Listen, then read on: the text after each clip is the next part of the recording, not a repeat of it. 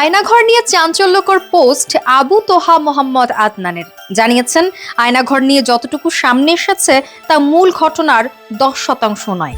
এমনকি আয়নাঘরকে জাহান্নামের সাথেও তুলনা করেছেন তিনি। পোস্টে আয়নাঘরের কয়েকটি ছবিও তুলে ধরেছেন আবু তোহা আদনান।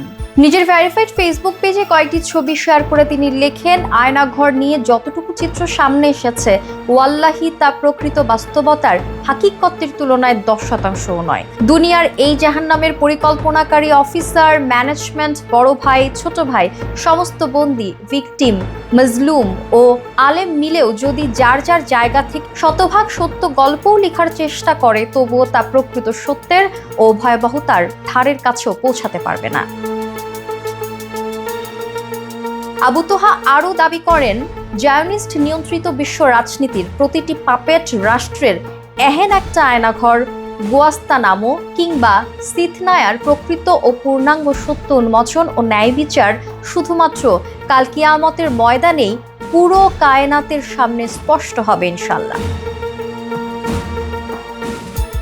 প্রতিটি আলেম ও মজলুম পরিপূর্ণ ও উপযুক্ত প্রতিদান পাবে ইনশাল্লাহ।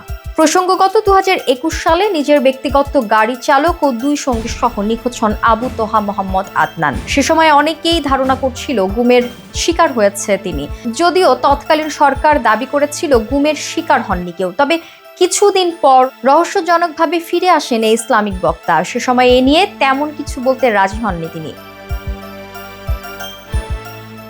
তবে সম্প্রতি প্রধান উপদেষ্টার আয়নাঘর সফরকে কেন্দ্র করে এর ছবি ও ভিডিও জনসম্মুখে আসতেই তা নিয়ে সামাজিক যোগাযোগ মাধ্যমে কিছুটা সরব হলেন আবু তোহা মোহাম্মদ আদনান। পোস্টের শেষে তিনি লেখেন, কিছু গোপন নেক আমল থাক না জমা আখিরাতের জন্য।